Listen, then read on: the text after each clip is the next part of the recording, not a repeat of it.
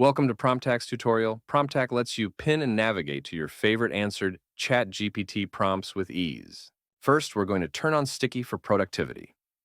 Now we're going to go to our favorite answer, in my case one of these since I'm planning to further study. Okay, I'll pick this and give it a memorable title. Now I'll just press enter to save my prompt, and voila, there it is. Let's scroll a bit to test the navigation. Let's tap on the panel to see if it works. Wow, it works. Let's add another tack to see if it still works or it gets confused. Another title, another pin.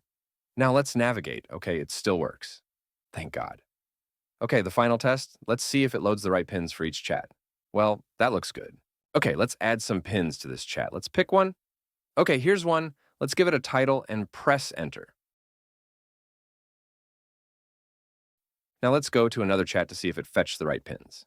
Yay! Glad that works. If you enjoy the product, tell me what you think.